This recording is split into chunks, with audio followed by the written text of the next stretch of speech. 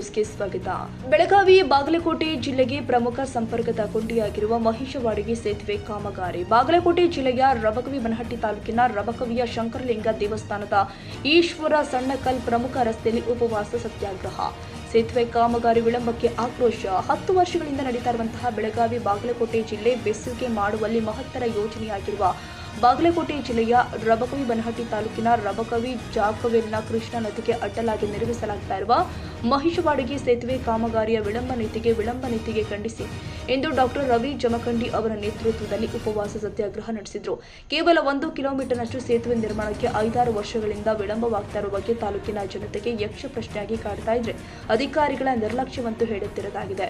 2016ರಲ್ಲಿ ಅಂದಿನ ಸಚಿವೆ ಉಮಾಶ್ರೀ ಅವರು 30 ಕೋಟಿ ರೂಪಾಯಿಗಳಷ್ಟು ಟೆಂಡರ್ ಕಾಮಗಾರಿ ಮೂಲಕ ನಾಗಾರ್ಜುನ ಕನ್ಸ್ಟ್ರಕ್ಷನ್ ಕಂಪನಿಗೆ ಕೊಟ್ಟಿತ್ತು. ಕಳೆದ 5 ವರ್ಷದಲ್ಲಿ ಕೇವಲ 25% ಮಾತ್ರ ಕಾಮಗಾರಿ ನಡೆದಿದೆ. ಇದಕ್ಕೆ ಪೂರಕವಾಗಿ 2021ರಲ್ಲಿ ಕಾಮಗಾರಿಗೆ ಮತ್ತಷ್ಟು ಉತ್ತೇಜನ ಕೊಡುವ ಸಲುವಾಗಿ ಹಾಲಿ ಶಾಸಕ ಸಿದ್ದು ಸವದಿ ಈ ಟೆಂಡರ್ ಕಾಮಗಾರಿಯನ್ನು 50 ಕೋಟಿ ರೂಪಾಯಿಗಳ ತನಕ ಹೆಚ್ಚಳಗೊಳಿಸುವ ಮೂಲಕ ಕಾಮಗಾರಿ ಮತ್ತಷ್ಟು ಒಳ್ಳೆಯ ಹಾಗೂ ವಿಸ್ತರಣೆಯಾಗಲೆಂದು ಸರ್ಕಾರದಿಂದ ಅನುಮೋದನೆ ಮಾಡಿದರು. ತಕ್ಷಣವೇ ಅಧಿಕಾರಿಗಳು, ಶಾಸಕರು, ಸಂಸದರು, ಸಚಿವರು, ಮುಖ್ಯಮಂತ್ರಿಗಳು ಎಚ್ಚೆತ್ತು ಕಾಮಗಾರಿ ನಡೆಸಬೇಕು, ಇಲ್ಲವಾದಲ್ಲಿ ನಿಮ್ಮ ಮನೆಗೆ ಮುತ್ತಿಗೆ ಹಾಕಿ ಪ್ರತಿಭಟಿಸಬೇಕಾಗುತ್ತೆ ಅಂತ ಎಚ್ಚರಿಕೆ ಕೊಟ್ಟಿದ್ದಾರೆ. ರಬಕವಿ ಮಹಿಷವಾಡಿಗೆ ಬ್ರಿಡ್ಜ್ ಕಾಮಗಾರಿ ವಿಳಂಬ ನೀತಿ ಖಂಡಿಸಿ ಇಂದಿನಿಂದ ಉಪವಾಸ ಸತ್ಯಾಗ್ರಹ ಆರಂಭವಾಗಿದೆ. ಲೋಕೋಪಯೋಗಿ ಅಧಿಕಾರಿಗಳು ಎಚ್ಚೆತ್ತುಕೊಂಡು ಈ ಉಪವಾಸ ಸತ್ಯಾಗ್ರಹಕ್ಕೆ ಬಂದು ಭೇಟಿ ಕೊಟ್ಟು ಕಾಮಗಾರಿಯನ್ನ ಕೂಡಲೇ ಪ್ರಾರಂಭಿಸಬೇಕು, ಇಲ್ಲದಿದ್ರೆ ಇದಕ್ಕೆ ಅಧಿಕಾರಿಗಳೇ ಇದಕ್ಕೆ ತಲೆದಂಡವಾಗಬೇಕಾಗುತ್ತೆ ಅಂತ ಪ್ರತಿಭಟನಾಕಾರರು ಎಚ್ಚರಿಕೆ ಕೊಟ್ಟಿದ್ದಾರೆ. ಮನೆದು ಸಮಸ್ತ ರಬಕವಿ-ಬನಹಟ್ಟಿ, ಹೊಸೂರು, ರಾಂಪುರ ಮತ್ತಿತರ ಕಡೆಗಳಿಂದ ಬಂದಂತ ಊರ ಅಭಿವೃದ್ಧಿಯನ್ನ ನಿಟ್ಟಿನಲ್ಲಿ ಇಟ್ಟುಕೊಂಡು ಊರ ಅಭಿವೃದ್ಧಿ ಬಯಸಿ ತಾವೆಲ್ಲರೂ ಇಲ್ಲಿ ಬಂದಿದ್ದೀರಿ. ತಮಗೆ ನನ್ನ ವೈಯಕ್ತಿಕವಾಗಿ ಮತ್ತು ಇಲ್ಲಿ ನಡೆದಂಥ ಎಲ್ಲ ಮುಖಂಡರ ಪರವಾಗಿ ಸ್ವಾಗತ ಕೋರ್ತೀನಿ. ನಮ್ಮ ದೇಶದ ಒಂದು ದುರಂತ ಏನೋ ಅನ್ಬೋದು, ಪ್ರತಿಯೊಂದು ಸೌಲಭ್ಯಗಳನ್ನು ಪಡ್ಕೊಳ್ಳಾಕ ನಾವು ಪ್ರತಿಭಟನೆ ಮಾಡಬೇಕಾದಂಥ ಪರಿಸ್ಥಿತಿ ಬಂದದ. ನಮ್ದು ತಾಳ್ಮೆ ಮೀರ್ತದೆ. ಯಾವಾಗ 10 ವರ್ಷದಿಂದ ಕೊಟ್ಟು ತಮಗೆಲ್ಲ ಗೊತ್ತಿದೆ ಮಾಡ್ಕೊಂತ ಬಂದು ಈ ಊರಿಗೆ ಯಾವುದೂ ಸೌಲಭ್ಯನೂ ಇಲ್ಲ, ಬೆಳೆಯುವಂತ ಪೂರಕವಾದ ವಾತಾವರಣಗಳಿಲ್ಲ, ಟ್ರೈನ್ ಟ್ರ್ಯಾಕ್ನು ಇಲ್ಲ, ದೊಡ್ಡ ನ್ಯಾಷನಲ್ ಹೈವೇನೂ ಹಾದು ಹೋಗಿಲ್ಲ, ಯಾವುದೋ ಒಂದು ಪಿಲಿಗ್ರಿಮೇಜ್ ಸೆಂಟರ್ ಐತಿ, ಯಾವುದೋ ಒಂದು ದೊಡ್ಡ ದೇವಸ್ಥಾನ ಐತಿ, ಇಂಥ ಒಂದು ನಡಿಬೇಕಾದಂಥ ಪ್ರಸಿದ್ಧವಾದ ಜಾತ್ರೆ ಕೇತ್ರಿಗಳಾಗ್ತವು ಒಪ್ಪಳದಂತ ಆ ಥರ ಅಂಥವು ಯಾವೂ ಇಲ್ಲದ್ರಿಂದ ಫ್ಲೋಟಿಂಗ್ ಪಾಪ್ಯುಲೇಷನ್ ಹೊರವರು ಹೋಗೋರು ಜನ ಬಹಳ ಕಡಿಮೆ ಇರೋದ್ರಿಂದ ನಮ್ಮ ಊರು ಅಭಿವೃದ್ಧಿ ಬಹಳ ಕುಂಠಿತ ಆಗೈತೆ. ಈ ನಿಟ್ಟಿನಲ್ಲಿ ಅದು ಒಂದು ಬ್ರಿಡ್ಜ್ ಆತಂದ್ರ ಅಲ್ಲಿಂದ ಕನೆಕ್ಟಿವಿಟಿ ಹೆಚ್ಚಾಗಿ ಎಲ್ಲಾ ರೀತಿಯಿಂದ ಕೃಷಿ ಆಗಿರ್ಬೋದು, ಉದ್ಯೋಗ ಆಗಿರ್ಬೋದು, ನೇಕಾರಿಕೆ ಆಗಿರ್ಬೋದು, ಹೈನುಗಾರಿಕೆ ಆಗಿರ್ಬೋದು, ಅಲ್ಲಿಯ ಅತ್ರಿ ತಾಲೂಕಿನ 20 ಹಳ್ಳಿಗಳು ನಮಗೆ ಬಹಳ ಸಮೀಪ ಆಗ್ತವ. ಕನೆಕ್ಟಿವಿಟಿ ಆಗೋದ್ರಿಂದ ಶಿಕ್ಷಣ, ಆರೋಗ್ಯ ಎಲ್ಲನೂ ನಮಗೆ ಸಹಕಾರಿ ಆಗ್ತದೆ. ಈ ಸಮೀಪದಲ್ಲೇ ಹೆಚ್ಚಿನ ಆಸ್ಪತ್ರೆಗಳದಾವ, ಶಿಕ್ಷಣ ಸಂಸ್ಥೆಗಳದಾವ, ಮತ್ತಿತರ ಉದ್ಯೋಗ ನಡೀಲಿಕ್ಕೆ ಬಹಳ ಅನುಕೂಲ ಆಗ್ತದೆ ಅಂತ ಒಂದು ನಿಟ್ಟಿನಲ್ಲಿ ಯಾವುದೋ ಒಂದು ಇಂಡಸ್ಟ್ರಿ ಬರ್ಬೇಕಾತಂದ್ರೂ ಹೋತು, ಕಡಿಯಲ್ಲಿ ಹೋತು. ಇದನ್ನೆಲ್ಲಾನು ನೀವು ಅವ್ರು ಯಾರ್ಯಾರು ಬರ್ತಾರಲ್ಲ ಆಫೀಸರ್ಸ್ ಬಂದು ನಮ್ಗೆ ಉತ್ತರ ಹೇಳಿ ಹೋಗ್ಲಿ.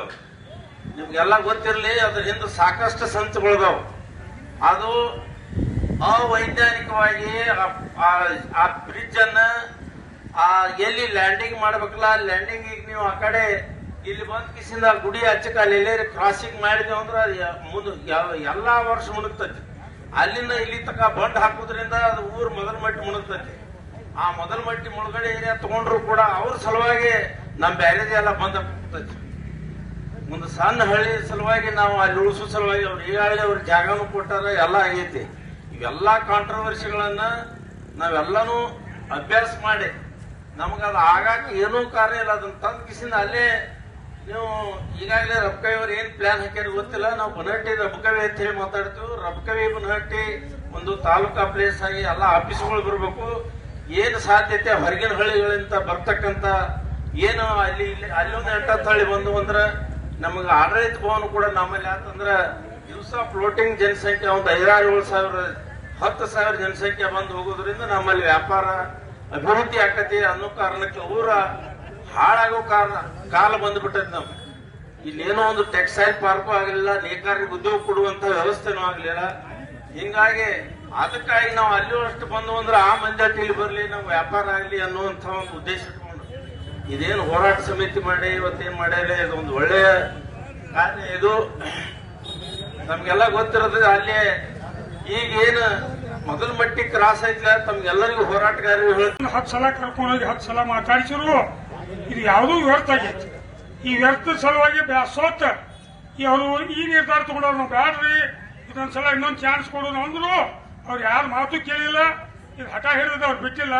ಅದಕ್ಕೆ ದಯವಿಟ್ಟು ಅವ್ರಿಗೆ ರಬಕವಿ ಅವ್ರ ಸಮಸ್ತ ತೇರ್ದ ತಾಲೂಕಿನ ಎಲ್ಲಾ ಪ್ರತಿಯೊಂದು ಹಳ್ಳಿಯವರು ಅವ್ರ ಬೆಂಬಲ ಕೊಟ್ಟು ಕಾಂಗ್ರೆಸ್ ಮಹಿಳಾದವರು ಬಂದು ಭಾಗಿಯಾಗಿ ಅವ್ರ ಬೆಂಬಲ ಕೊಡೋದು ವಿಚಾರ ಮಾಡಿ ನನ್ನ ಮುಂದೆ ಮಾತಾಡ್ಯಾರು.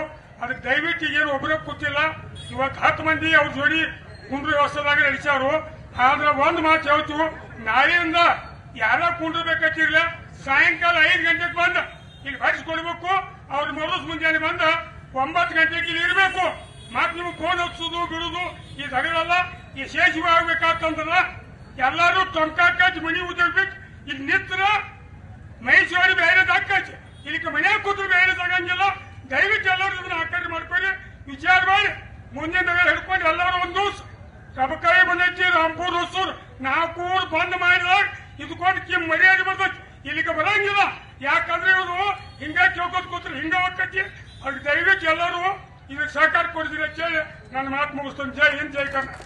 ಇದೇ ಸಂದರ್ಭದಲ್ಲಿ ಭೀಮಶ್ರೀ ಮಗದುಮ, ಪ್ರವೀಣ್ ಹಜಾರಿ, ಮಹಾದೇವ ಧೂಪದಲ, ದರಪ್ಪ ಉಳ್ಳಾಗಡ್ಡಿ, ರಾಮಣ್ಣ ಹುಲಕುಂದ, ಸಂಜಯ್ ತೆಗ್ಗಿ, ರವಿ ಗಡಾದ, ಸಂಜಯ್ ತೆಗ್ಗಿ, ಧರೆಪ್ಪ ಉಳ್ಳಾಗಡ್ಡಿ, ನೀಲಕಂಠ ಮುತ್ತುರ, ಚಿದಾನಂದ ಗಾಳಿ, ಬಸವರಾಜ ತೆಗ್ಗಿ, ಸುರೇಶ್ ಚಿಂಡಗ, ಬ್ರಿಡ್ಜ್ ಮೋಹನ ಡಾಗ, ಶ್ರೀಶೈಲ ದಲಾಲ, ಬಸವರಾಜ ದಲಾಲ, ಬಾಬು ಮಹಾಜನ್, ಯೂನೋಸ್ ಚೌಗಲ, ರಾಜು ಸಾಬೂಜಿ, ಶಿವಾನಂದ ಬಾಗಲಕೋಟಮಠ, ಚಿದಾನಂದ ಸೊಲ್ಲಾಪುರ, ಎಂಎಸ್ ಬದಾಮಿ, ಭೀಮಶ್ರೀ ಪಾಟೀಲ, ಮಲ್ಲೇಶ್ ಕುಂಚನೂರ, ನಂದು ಗಾಯಕ್ವಾಡ, ರಾಜು ಭದ್ರನವರ್ ಸೇರಿ ರಬಕವಿ ಬನಹಟ್ಟಿ, ರಾಂಪುರ, ಹೊಸೂರು ನಗರದ ಎಲ್ಲ ಸಾರ್ವಜನಿಕರು ಮತ್ತು ವಿವಿಧ ಸಂಘಟನೆಗಳು ಬೆಂಬಲ ಕೊಟ್ಟಿದ್ದಾರೆ. ಕನ್ನಡಿಗರ ಮೆಚ್ಚಿನ ನಿಮ್ಮ AJ 24/7 ನ್ಯೂಸ್ ಕನ್ನಡ ವಾಹಿನಿ ಇದೀಗ ಟಿವಿಯಲ್ಲಿ ಲಭ್ಯ. ಈ ವೇಳೆ ನೋಟಿಸ್ ಕೊಟ್ಟಿದ್ರೆ ವಾಪಸ್ ತಗೋತೀವಿ. ಇವತ್ತು ವಕ್ಫ್ ಪ್ರಾಪರ್ಟಿ ಅಂತೇಳಿ ಬರ್ತದೆ ಅಂತ ಹೇಳಿದ್ರೆ ರೈತರು ಬೀದಿಗೆ ಬಂದ್ರೆ ಏನ್ ಮಾಡ್ಬೇಕಾಗತ್ತೆ? ಯಾರು ವೋಟ್ ಹಾಕಿಲ್ಲ ಅಂದ್ರೆ ಗ್ಯಾರಂಟಿನೆಲ್ಲ ಸ್ಟಾಪ್ ಮಾಡ್ಬಿಡ್ತೀವಿ.